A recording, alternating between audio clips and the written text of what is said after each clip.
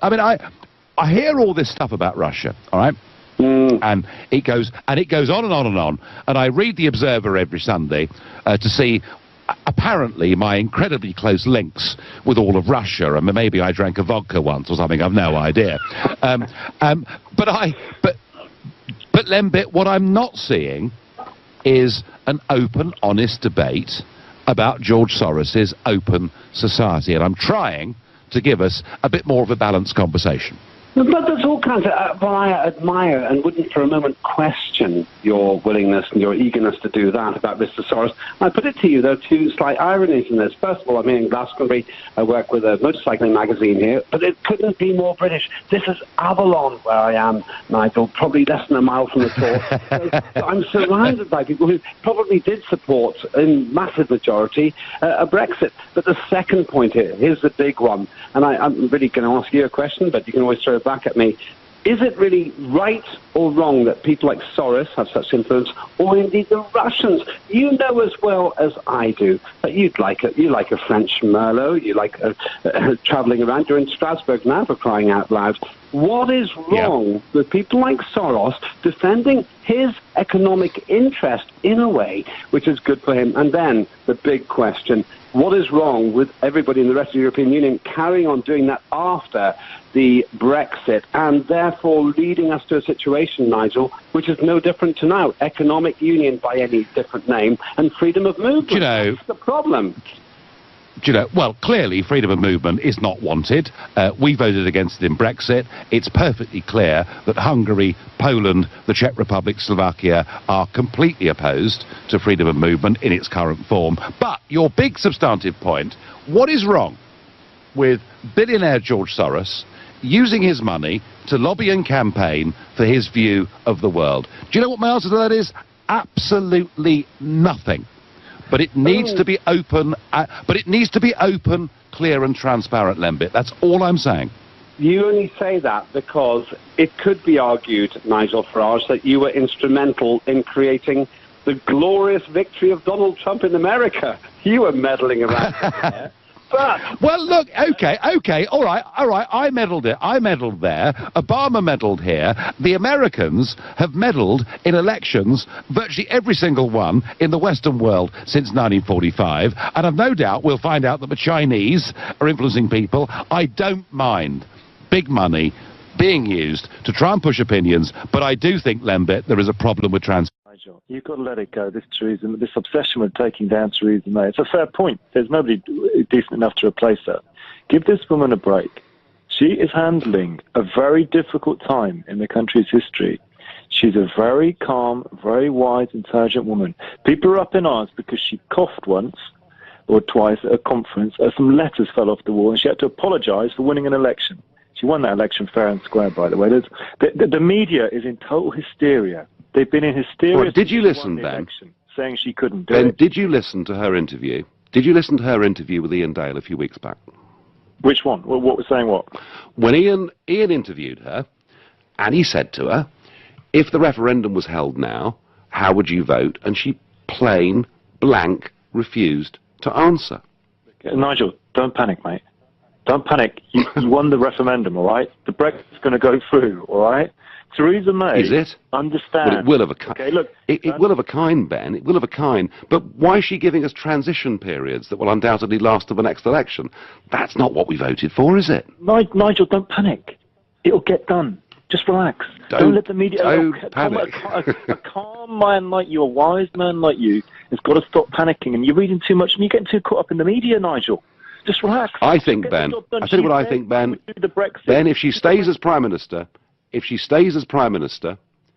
whilst we will leave the European Union in name at the end of March 2019, we will, through the transition period that she's proposing, which she says will last for around 2 years, which takes us up to the next election, we will effectively be members of the European Union, just with an even worse deal than we've got now. And then you could get a Corbyn Labour government that keep us in the single market and keep free movement of people and keep the contributions. And that is the great risk to Brexit that Theresa May poses. Look, Nigel, I kind of understand your concern, but you've got to relax. She'll get the job done. The people have voted, okay? These politicians, they're not stupid. Even the liberal lefties, people like Liz Kendall, people like that, even they don't want to go against the vote of the Brexit. They're frightened of going against that, okay? It's gone through. When she stood in front of the cameras, she said, you voted for the Brexit, I'll do the Brexit. Whether she would have voted for it or not doesn't matter anymore. She says, I'll do what the people want, Nigel. She's going to do what the people want. It's media hysteria that's trying to bring her down. I don't think, Ben, I don't think... She's good. She's fine. I don't think you can turn around... I don't think you can turn around the ship of state and get it pointing 180 degrees in a different direction to where it's been for the last 4 to 5 decades, unless you believe in what you're doing. One last quick question, Ben, for you. Do you think she's the best leader right now of the Conservative Party? Absolutely, absolutely. Absolutely. This woman is just the right person for this job right now. She's got the calmness, she's got the astuteness, she's got the values, she's a strong Christian woman, and you need that leading the country, by the way. People don't want to hear that, but you do. She's got her head screwed on, and she cares about people enough. But she's not paying you, Ben, is she? She's not reading Twitter like, you know, Andrea Leadsom or whatever. She's not reading Twitter every 20 minutes, panicking whether people like her or not. She just quietly gets... Ben, reassure me. Reassure me you're not on the payroll. I've already reassured you. I'm just a common sense, straight thinking person, Nigel. From time to time, I've been bringing you some business updates. A Brexit business briefing. And here goes for some updated financial news. The FTSE 100 index hit a record high at the close of last week, scaling heights at just over 7,560 points.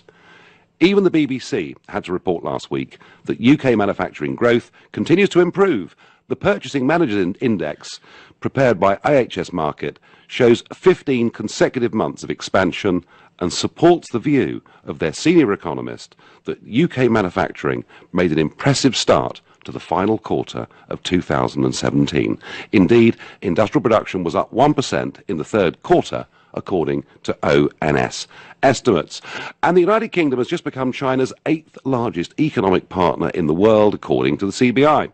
By completing £55 billion of the trade last year with China, we are now second only to Germany in terms of the volume of business that we do amongst EU members.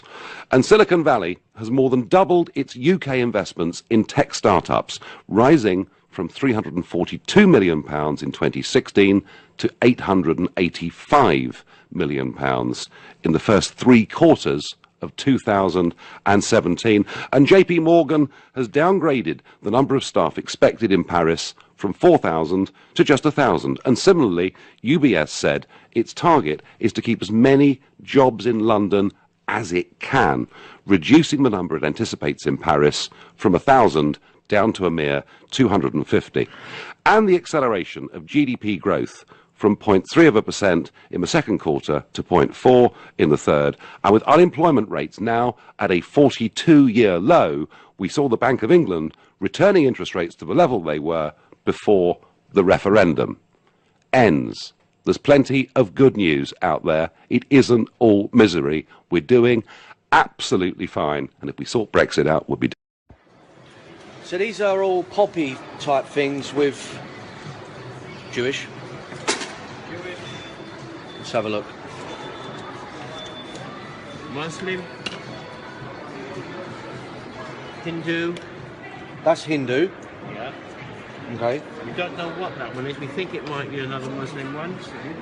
And we have the atheist one. That's that's the atheist one. Okay, that's an atheist one. Now, as you just seen, they've all got poppies on them. Okay. Except that one.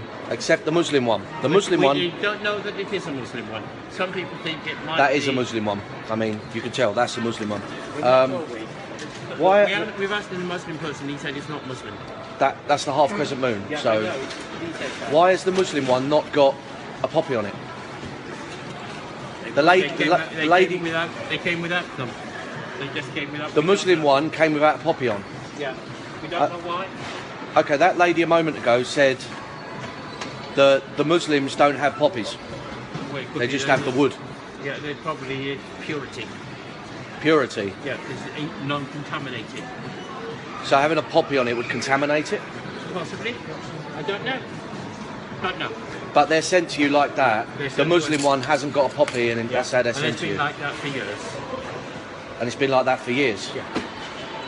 You No. think that's a bit bizarre? No, it doesn't bother me at all. It doesn't bother you? No. Because they then often will buy a poppy separately. Well, we had a Muslim here this morning, and he bought 3 poppies and the pins. Okay. Well, just it's just a bit confusing why, out of all those religious items, the Muslim one didn't have a poppy on. And they are very careful about contaminating their faith. They're worried about contaminating their faith with a poppy. Okay. Well, don't put flowers on anything. Okay. If you think those things, you are not allowed to replicate any living thing in a Muslim faith. All right. Okay. Thank you very much, sir.